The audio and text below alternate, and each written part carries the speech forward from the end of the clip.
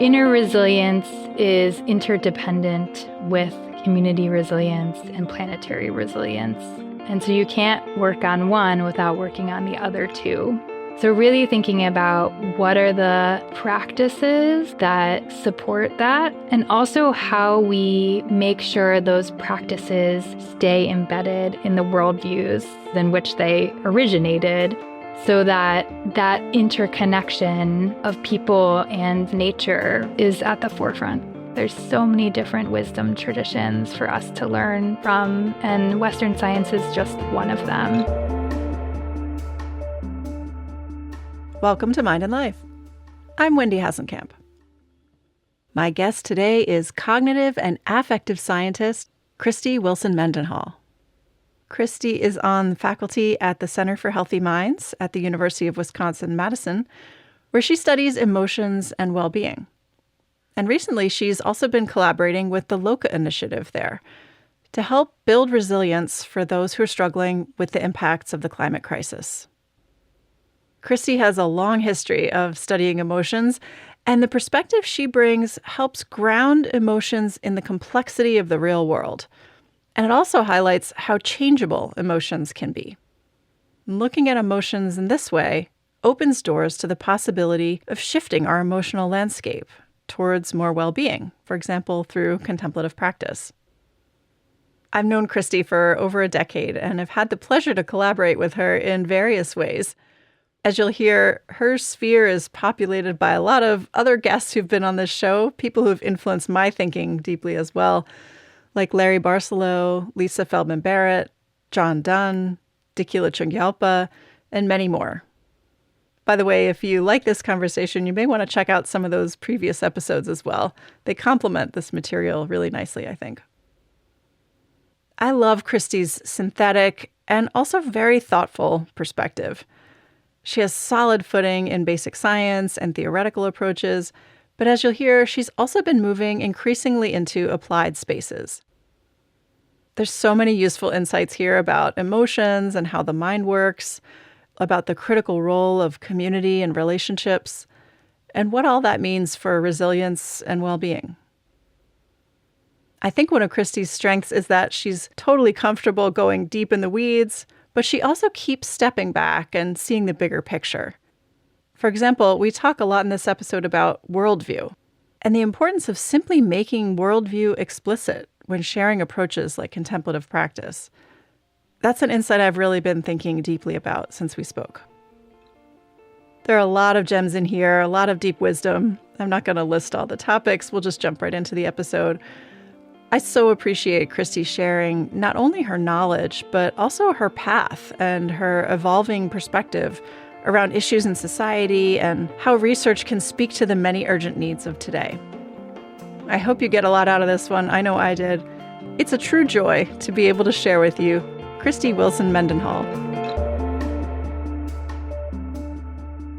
It's such a pleasure to welcome Christy Wilson-Mendenhall to the show. Christy, it's wonderful to see you. Thanks so much for being here.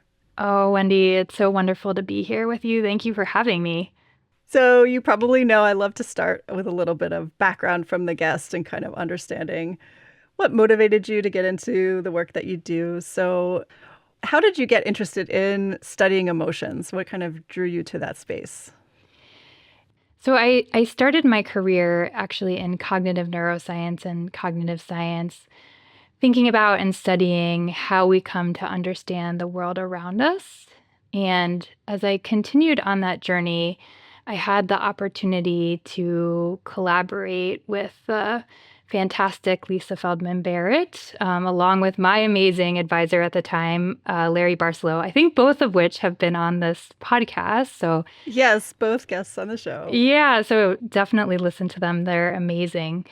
And really, I think for me, starting to think about this work at the intersection of cognitive and affective neuroscience, studying emotion, the nature of emotions in the brain, and was really drawn to studying emotions because of their very important role in our mental health and emotional well-being. And so for me, it was the first step in a journey, I would say, towards more translational and applied work that I have continued on with. Awesome. Yeah. And I'm glad you mentioned influences from Larry Barcelow and Lisa Feldman Barrett. And so I'd love to kind of touch on some of the perspectives and lenses that you bring to emotions, because I think it's not necessarily the way that most people might think about emotions.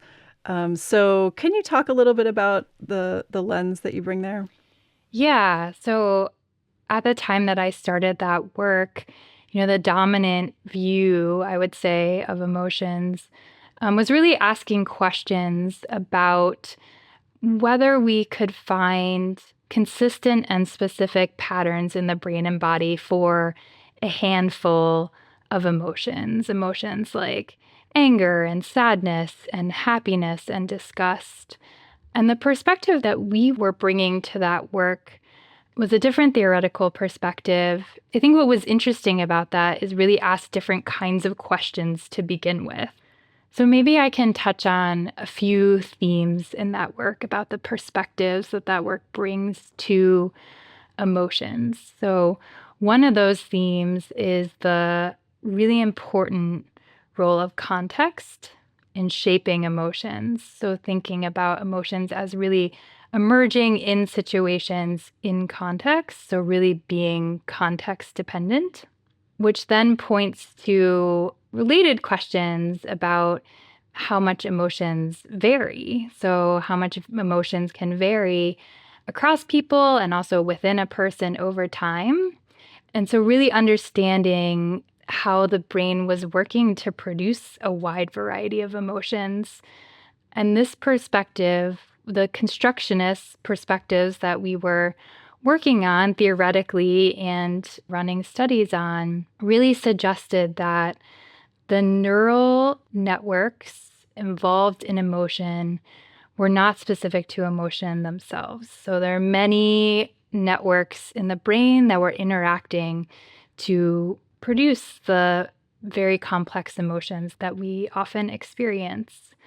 And so I think what was interesting about this perspective is that it opened up a lot of new questions, particularly about how much emotions vary and also about how we learn emotions. So instead of assuming that we are born with modules for particular emotions, that we learn much of what we then experience emotionally.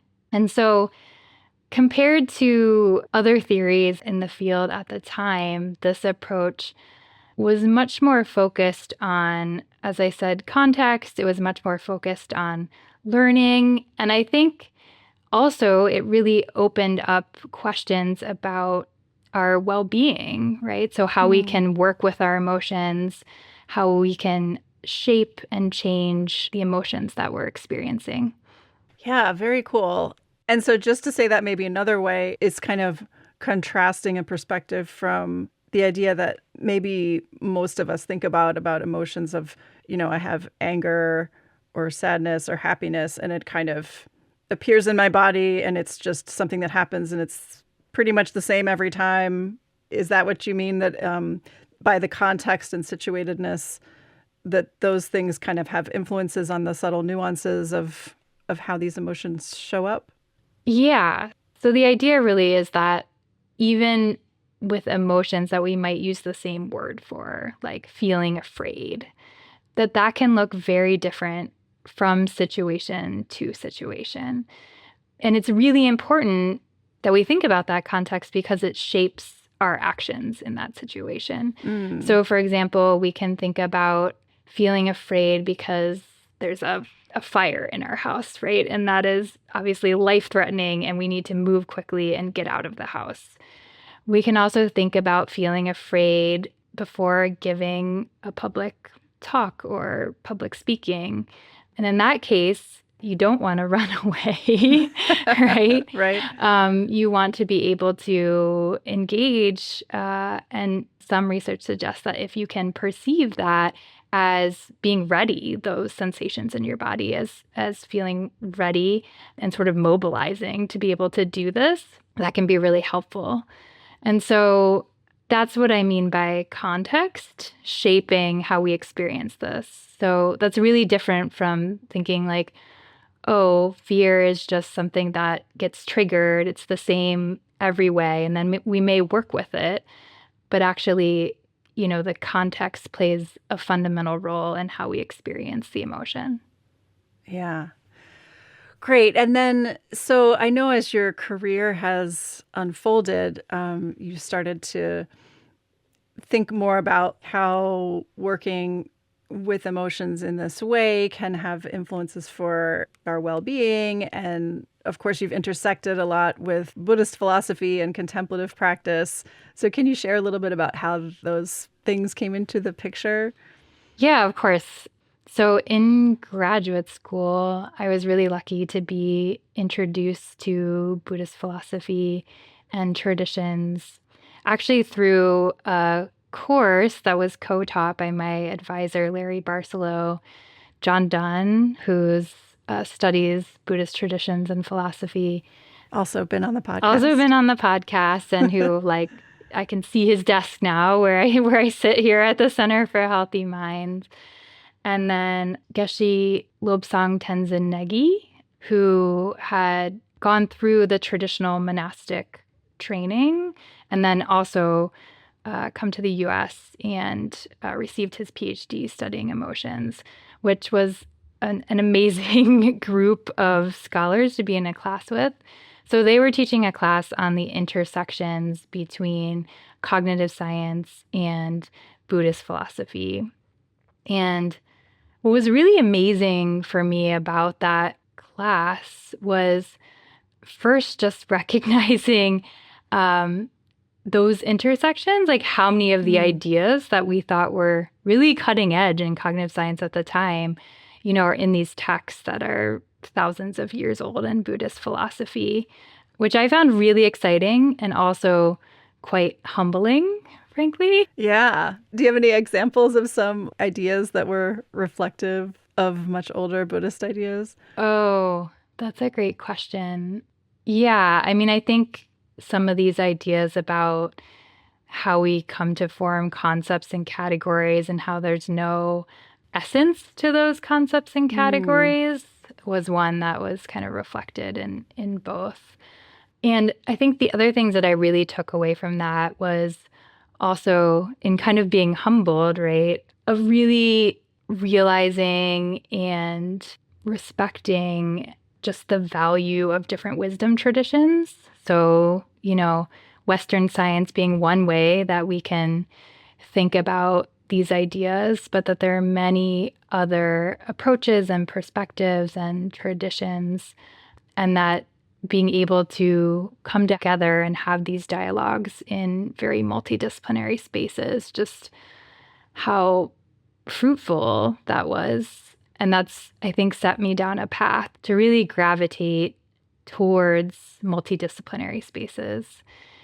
And then the final thing that really made an impression on me when I took that class is just that we had been talking about, these very similar kind of ideas in cognitive science, but it wasn't in a framework to understand suffering and well-being. And so learning about Buddhist philosophy, right, which is very much in a framework of understanding suffering and alleviating that suffering, and then has a tradition of practices to do that, right?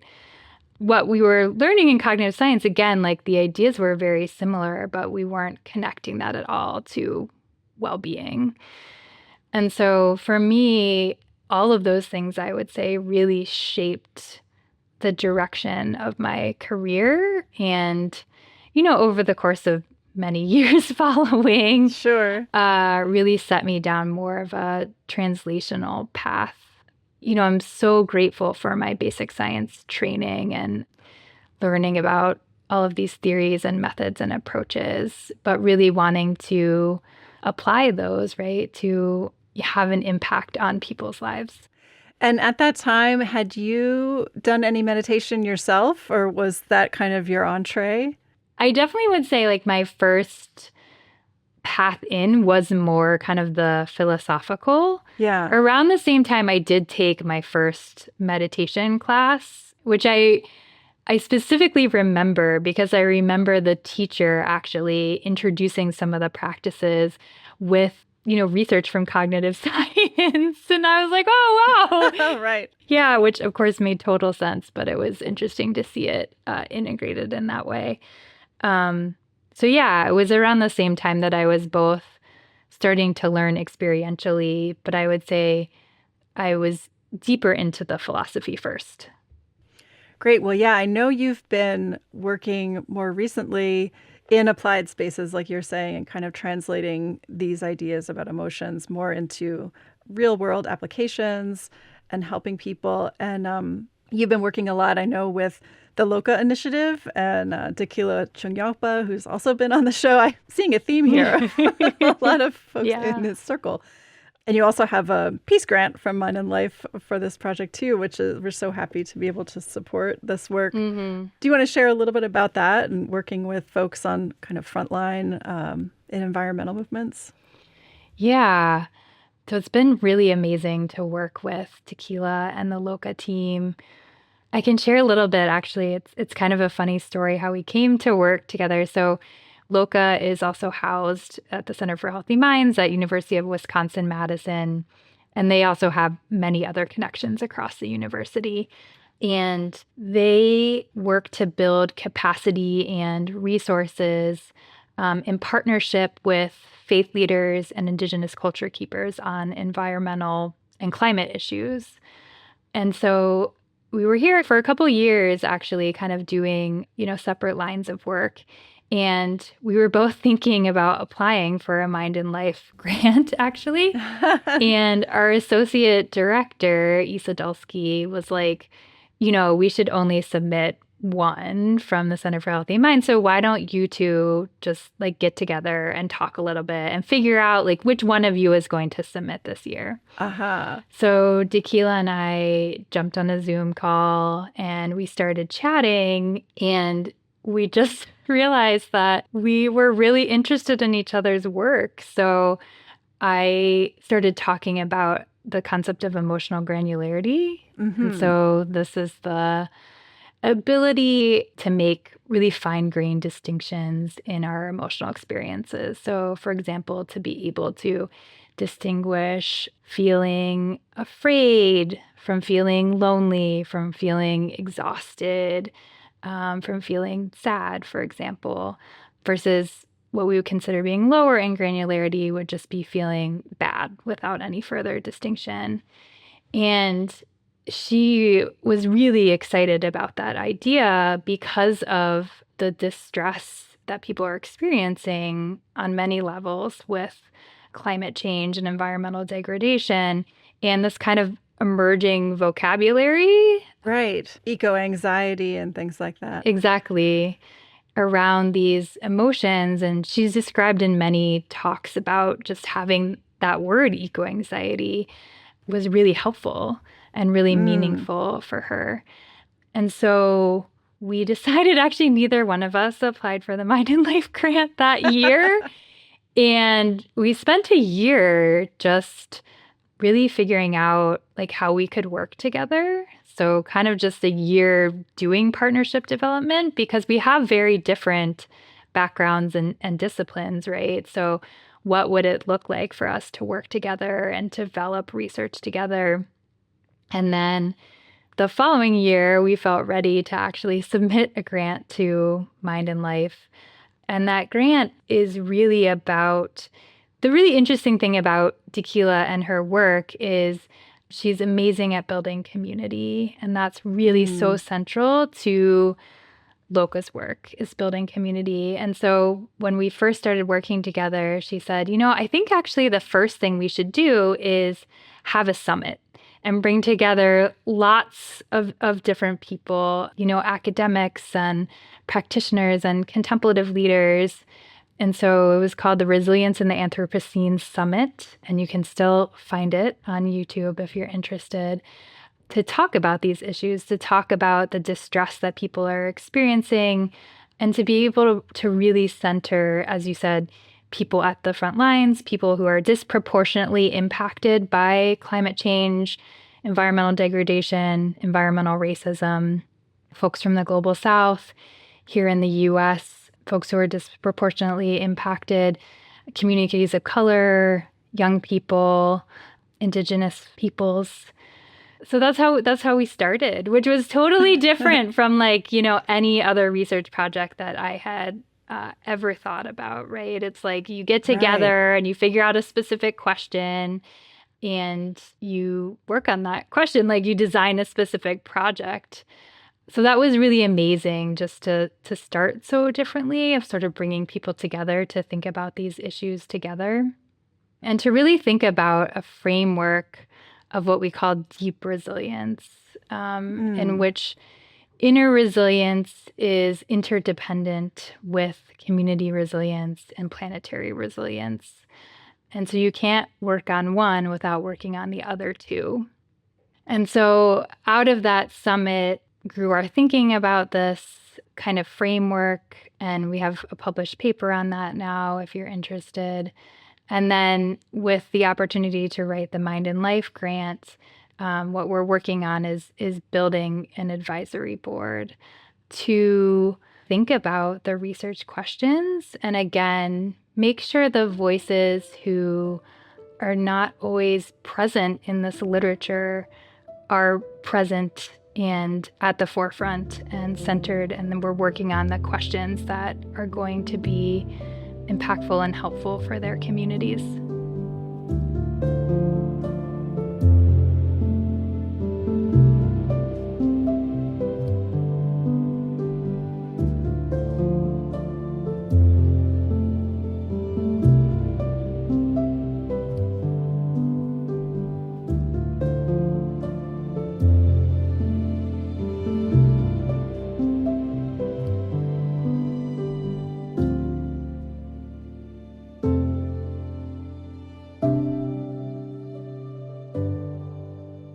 I love hearing that story about how this project emerged so collaboratively and, like you said, so differently than kind of the standard academic scientific development of a project, really based instead on community.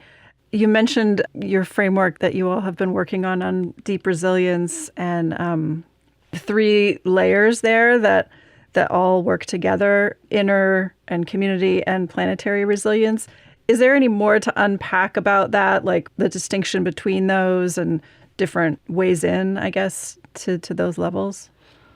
Yeah. And that's one of the things I think we are currently working on, is doing a lot of that unpacking to really think about resilience at those different levels and whether there are kind of attributes and conditions that cut across those levels. One of the things that we think a lot about is with cultivating inner resilience, and particularly through contemplative practice, how that can become divorced from community and planetary resilience and worldviews, like worldviews of interdependence and interconnectedness. And so that's one thing that we've thought a lot about, is maintaining that connection of building inner resilience so that it stays connected to cultivating community resilience, to cultivating planetary resilience, versus, I think in Western approaches that tend to be very kind of individual, right? That focus on contemplative practices for reducing our stress, right? But don't go beyond that sometimes, not all of the time, of course.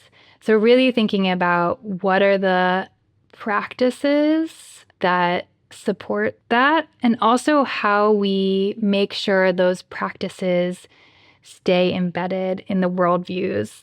For many of them, the worldviews in which they originated, so that that interconnection of people and nature, right, is at the forefront. Yeah, that's so important. And I feel like this is a theme that's come up many times on the show and in different conversations about how the intersection of contemplative work with Western culture has gone down this much more individualistic path oftentimes, and has leaned more towards self-help and just kind of focused on how can these practices help me with my well-being or my stress, or which are all really important facets.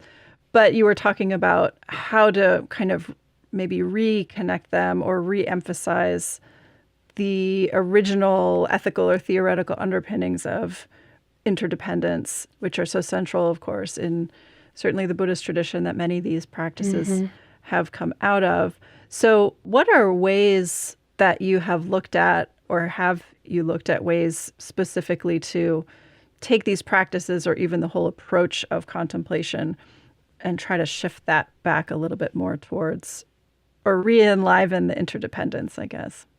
Yeah. So one of the first projects that we've been working on is an online course that was designed by Loka called The Psychology of Deep Resilience, Addressing Eco-Anxiety and Climate Distress for Individual, Social, and Ecological Well-Being.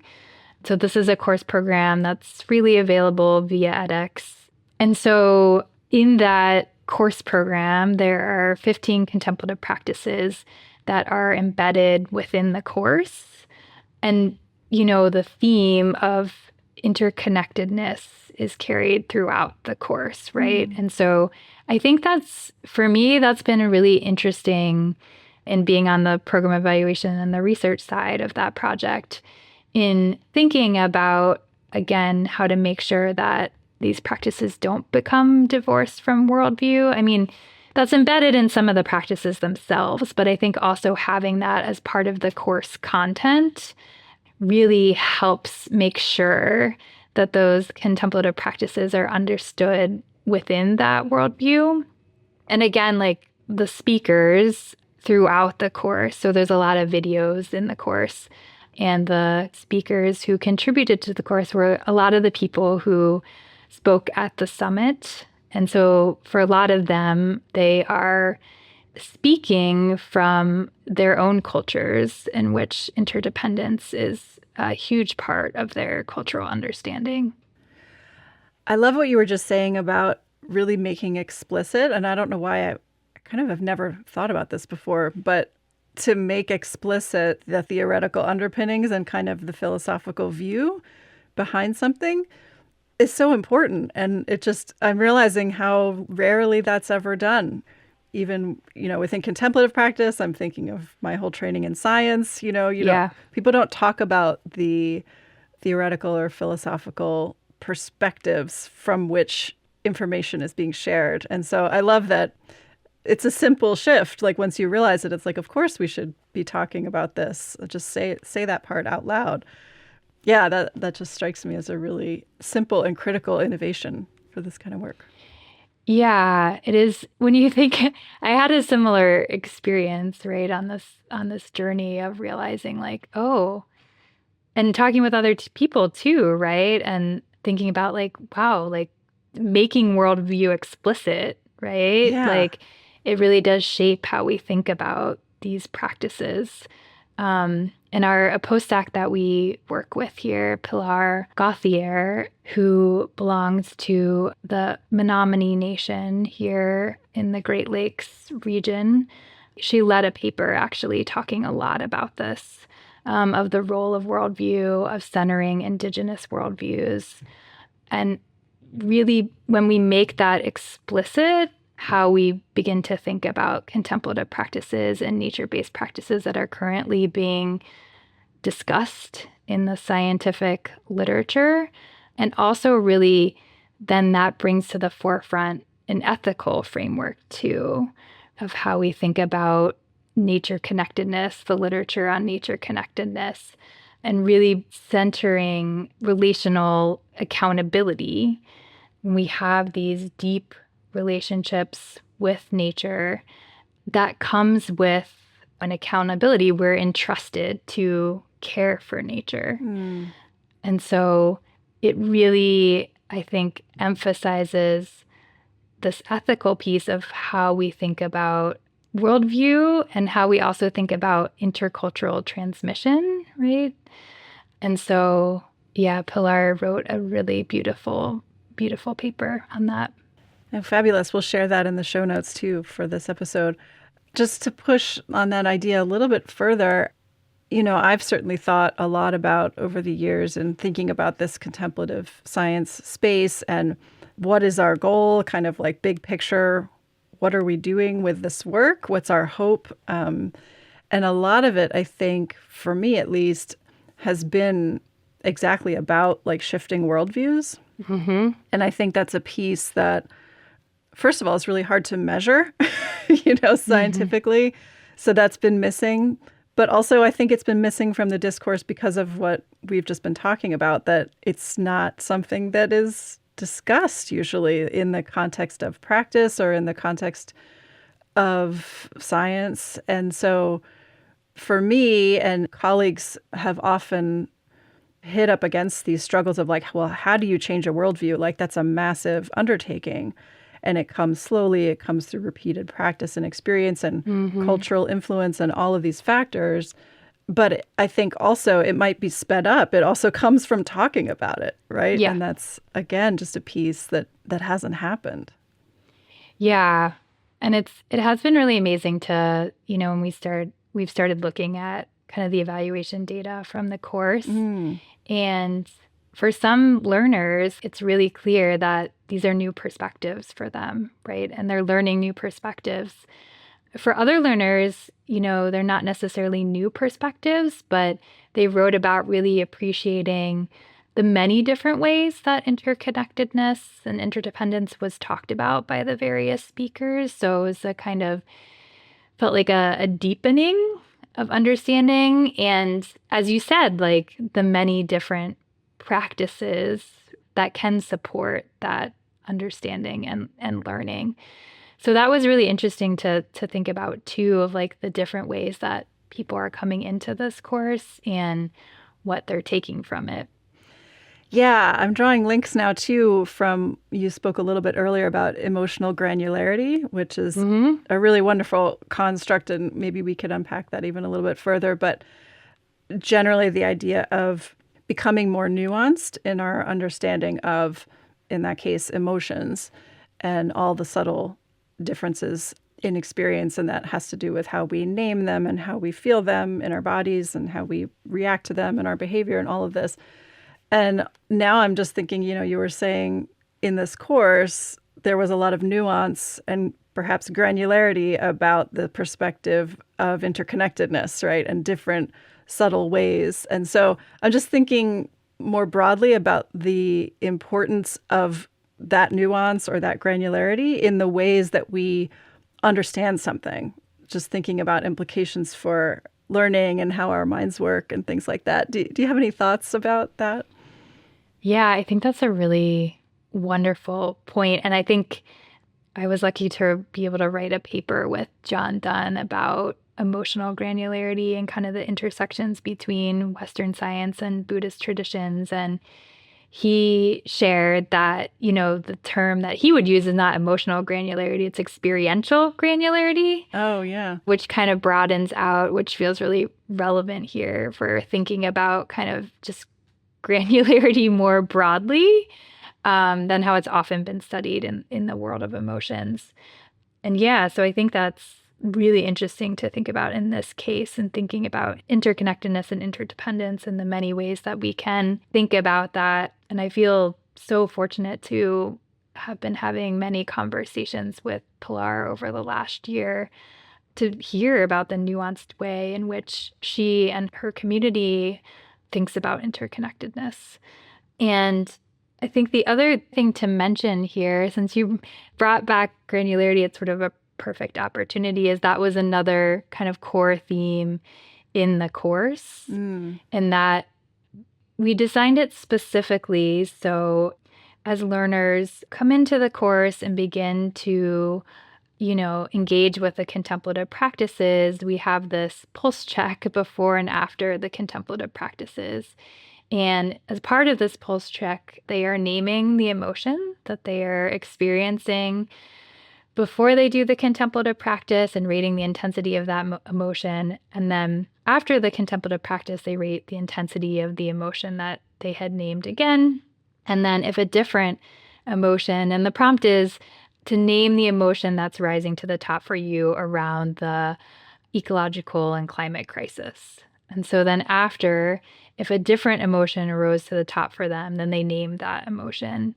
And really the intention of including that was so that people could start to develop emotional granularity, and then also to be able to connect what they were experiencing to the practice that they were doing, to understand, is this something that's potentially helpful for this emotion that I'm experiencing? As well as, on the flip side, after the practice, for the naming to potentially help them understand the benefits of the practice that they just did. So was this helpful for me, and in what way? Like, what am I specifically feeling?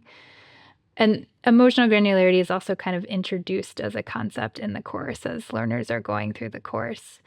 And so that was done very explicitly with the idea of developing emotional granularity. And I think what's unique about this course too is doing it in a way where you're not just learning to name your emotions, but you're learning to potentially name your emotions and connect them to strategies or techniques that might be helpful for you. So when I'm feeling this particular emotion, maybe this particular practice is going to be helpful for me. And I think that's one of the major ideas of why emotional granularity, especially around kind of distress and negative emotions, can be helpful, right? Because now I'm naming this particular emotion, then I can figure out what to do about it. And so learning that, well, maybe I'm just feeling exhausted and I need to rest. Or maybe I'm feeling really lonely, and then what's going to be helpful for me there is to connect with someone. Or maybe I'm just really worked up and angry, and maybe taking a walk is going to be helpful for me. And to not do this, I think one of the things that's also different about this course is to not do it in a prescriptive way, but more in exploring for yourself, being able to name your emotion, and then to figure out, is this practice something that does actually is supportive for me or not? Or maybe I try a different practice. So kind of figuring out what works for you. I love that. And I'm wondering, you mentioned earlier how Dakila was saying when you two were first talking about the importance of the term eco-anxiety and how that has been really helpful in her spaces. And I'm wondering, are there other specific terms or names of emotions that it might just be interesting for listeners to hear about that can help maybe with their emotional granularity around things that come up with climate distress and climate change? Yeah, so eco-anxiety is one that many people know now, and I think actually is starting to get used in a really broad way. Yeah, so maybe how you conceptualize these terms or what they mean for you. Yeah, I mean, I think the other thing, right, is that sort of brings back the perspectives that I talked about in the beginning of really being situated, is that eco-anxiety is also going to mean different things for different people. And so I think that's really important to think about, that having these words can be really helpful. And also it's important not to assume that someone else is going to experience them the same way that you will, right? So, right. If you've been impacted by a climate disaster, right, and you live in a region that is at risk for more of those disasters, right, your eco-anxiety is probably going to look different than someone who's more removed and less likely to experience those disasters.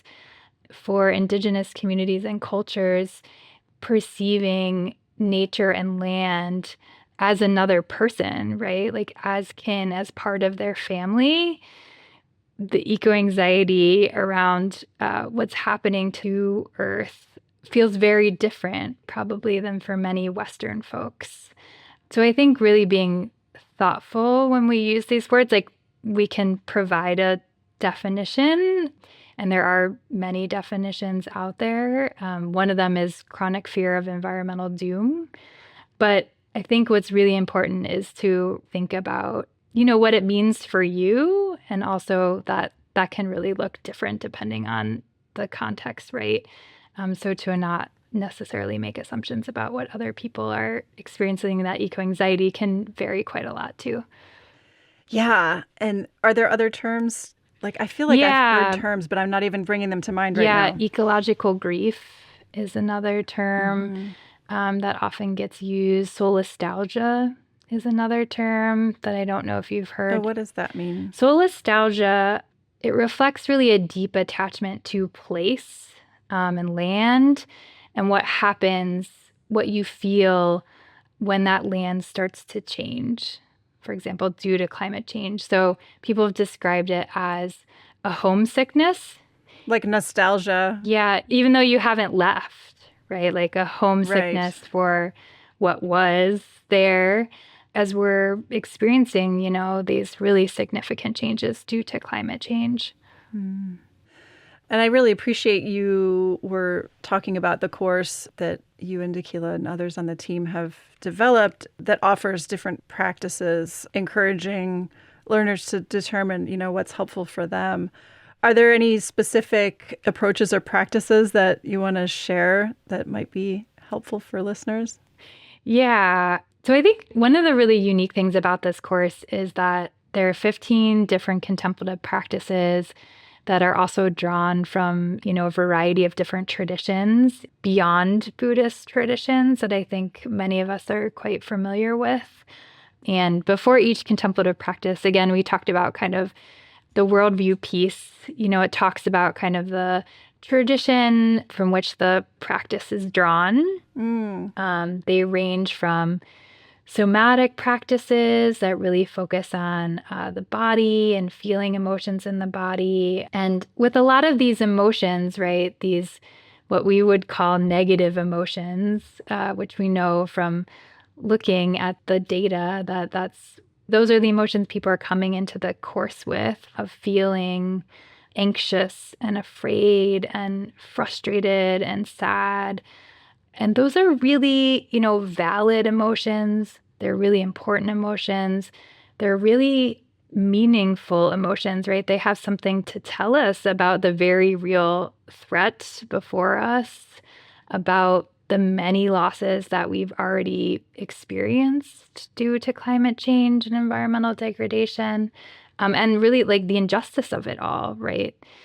And so some of the practices are really about kind of allowing those emotions, of being able to turn towards those emotions, of being able to grieve, for example, and to normalize those emotions too. So one of the really interesting things about the first practice in the course is that it was taken from the summit that I mentioned earlier. And Prentice Hemphill is offering that practice. It's a really beautiful practice. And as part of offering that practice, because it was part of the summit, at points they are sort of prompting, like, if people would like to share in the chat, and then they are reading the responses in the chat of what people are experiencing, and really also being very intentional about the wisdom of doing this in community and hearing each other's responses. And what we've learned in kind of looking at the data from the course is that that's really meaningful to people, of being able to normalize these emotions is a really important part of working with them. Yeah. And so I think having, we often think about communities, when we think about climate change, I think our first thought go to communities for activism and action. But I think what we're learning is it's equally important to have communities where you can process your emotions, and that we have spaces to allow for emotions, and we have spaces that kind of normalize these experiences. And then, so that's just one practice. Although I think we see this theme of sort of allowing of emotions to come up and work with them kind of throughout the course. And then a couple practices in, there's a sit spot practice. So that's actually, sitting in nature instead of, I think for a lot of people, right, we're doing in nature, right? Like we're walking through a park, we're going for a hike. And this is really just about stopping the doing and sitting and observing and learning, taking in a very sensory way, right? Everything that's happening around you at a place in nature that you find, and doing that repeatedly. So coming back to sit kind of day after day, which allows you to also kind of see how that place is is changing. And so again, we've been learning from the evaluation that that is a practice that learners really appreciate and that they can also integrate into their daily life. And so it's something that they come back to again and again once they start doing it. And that also, I mentioned sort of naming the emotions after the practice. So after this particular practice, and different from some of the other practices, one of the most frequent emotions named is joy. And so we think a lot about joy as being really important to resilience. Yeah. Like oppressive forces do not want us to feel joy, right? And so moments of joy really helping us through these challenges and reminding us of why we do what we do and what's possible when we can really connect with other people and with nature.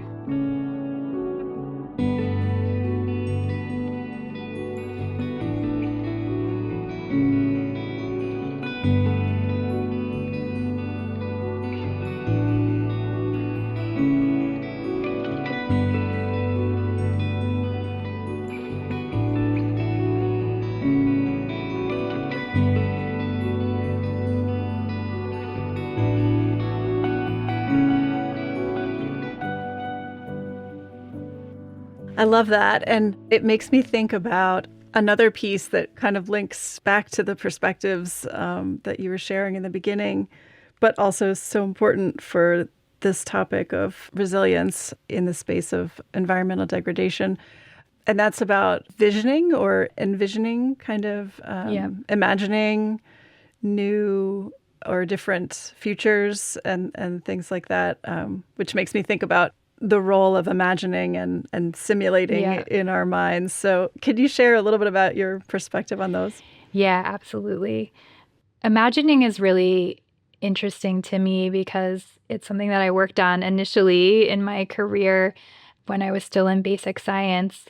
And what we learned in that work really is that when people are sort of vividly imagining a situation, what's happening in the brain is that it's running a simulation in a way that is as if, to a degree, that the person is actually experiencing what they're imagining.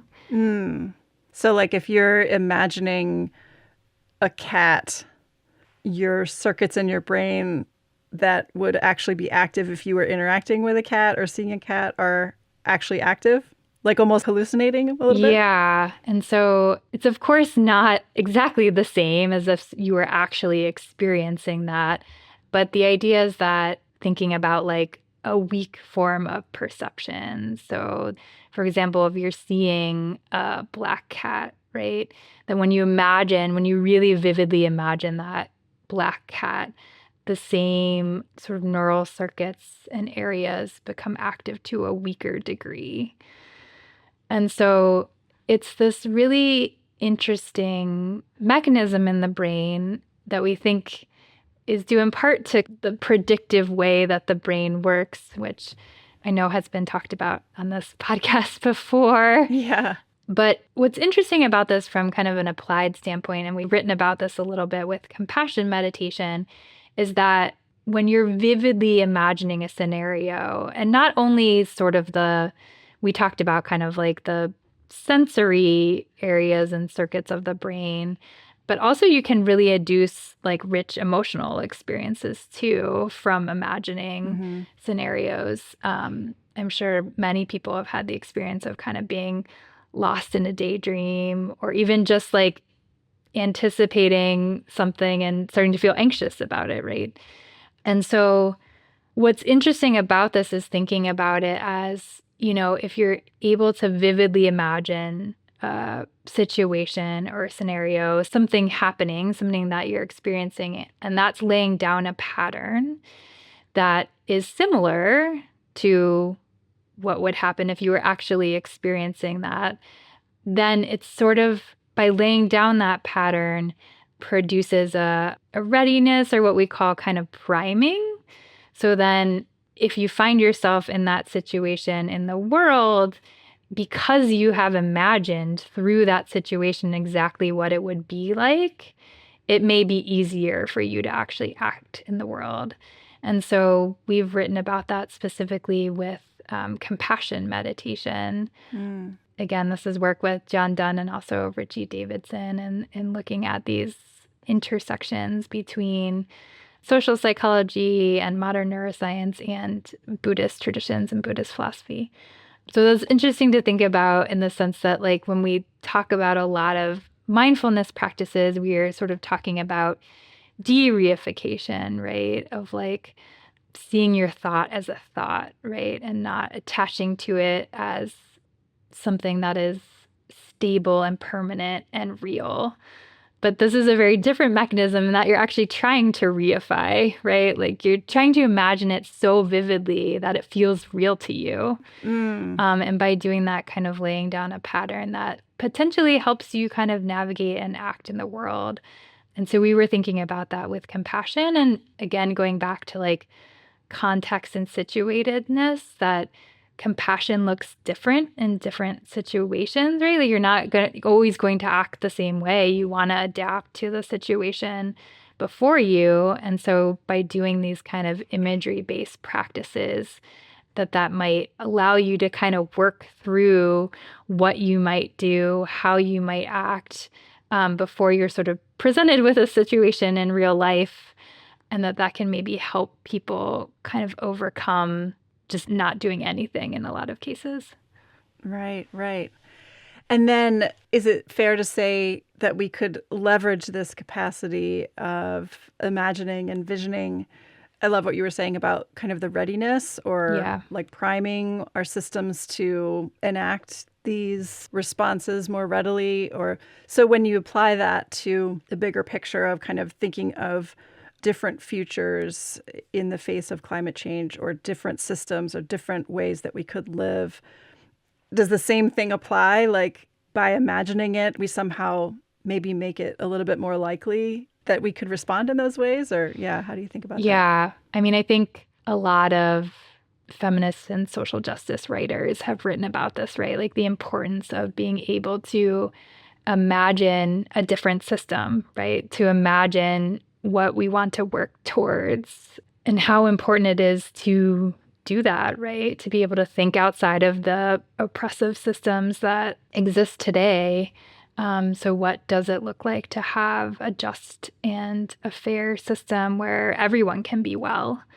So I think that's incredibly important. And I think it's interesting to think about practices for that in the sense that, you know, what we've been talking about is very sort of like grounded in sensation and action.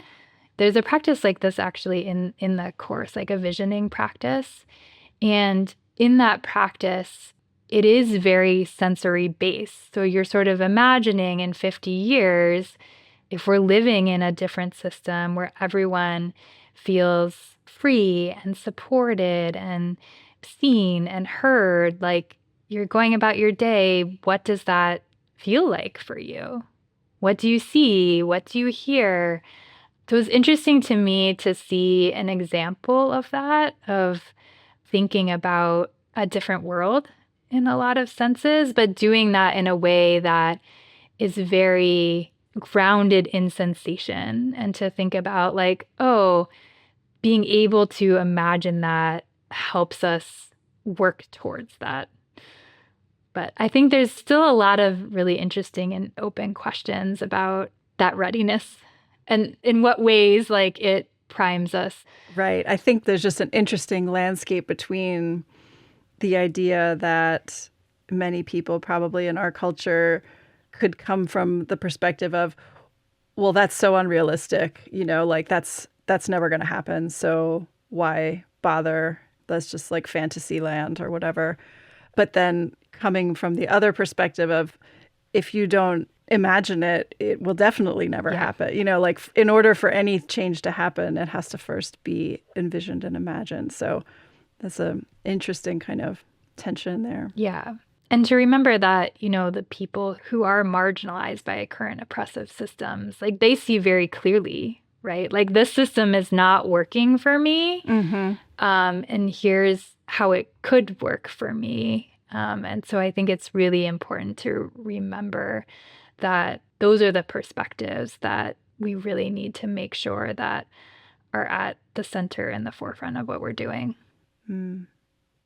Oh, this is so great. I know we're kind of coming up on our time, but I'm wondering if you have closing thoughts on how working in these spaces and with these perspectives on the mind and emotion, and also the ways that you're applying it now, have changed you personally, and or any big picture take homes for the audience. Yeah, I mean, it's changed me in so many ways. It's honestly hard to articulate the numerous ways, I think, in which the work that I've done has changed how I understand the world. A worldview shift, like we were talking about. Yeah, exactly. The worldview shift in so many different ways, and it keeps shifting. Like, I think the thing that I really try to keep coming back to is just keep learning, right? Keep listening. There's so much that I don't know. And there's so many, I think as Tequila said in her episode, like there's so many different wisdom traditions for us to learn from. And Western science is just one of them. Yeah. And I think the other thing is just when we think about systems change, right, that can feel really overwhelming of what that looks like. And we were just talking about like being able to imagine that. But even today, I think you can think about the systems in which you're embedded and how you can start to make small changes in those systems. So, for example, I'm in academia, right? And academia can be a really competitive and stressful place. And how do I make changes to support the people around me in that space? I've been really, really lucky to be part of a NIH-funded network grant to advance research on emotional well-being. And I think maybe the biggest thing that's come out of that grant for me, it's sort of stepping back to think about how you shape a field. Yeah. And this isn't necessarily like in the grant language, but I think what's come out of that for me is just the importance of relationships. And I've been so privileged to work with an amazing group of emerging scholars through that grant who have taught me so much about creating emotionally promoting spaces, of creating spaces where people can really bring their whole selves, right? Like they're not kind of trying to step through the door and put on their academic self, and building community, right? Which is sort of the foundation of all of that. And so really being able to step into that work over the last few years to build community here where I am, and to see how together we can start to shift culture so that it is more supportive and we can lean on each other and we don't have to hide our emotions. And so I think that's also been really important in my work lately, is thinking as much about how we do our work as sort of the questions and kind of the scientific approach and things like that. Really thinking about our relationships with each other, our relationships with the communities that we hope the work will impact, and really putting kind of community building and building relationships with each other first. Like it all comes from that, and it should in our scientific work as well. Wow. Well, thank you so much, Christy. This has been really rich. I love this conversation, and I really appreciate the work that you're doing and bringing into the world. Your whole trajectory of the path is really beautiful to see where that's going now. So thank you so much for all that you're doing and for taking the time to share it with us today. Oh my gosh. Thank you, Wendy. I always appreciate speaking with you and really enjoy our conversations. This episode was supported by the generosity of the Best Family Foundation, dedicated to fostering kindness and caring for the earth and all beings through mindfulness and meditation practices. Mind and Life is edited and produced by me and Phil Walker, and music is from Blue Dot Sessions and Universal. Show notes, transcripts, and other resources for all our episodes can be found at podcast.mindandlife.org. Mind and Life is a production of the Mind and Life Institute. Visit us at mindandlife.org, where you can learn more about how we bridge science and contemplative wisdom to foster insight and inspire action towards flourishing. If you find these conversations valuable and you'd like to support the work that we do, you can make a donation of any amount at mindandlife.org/give. Be well, take care of each other, and thank you for listening.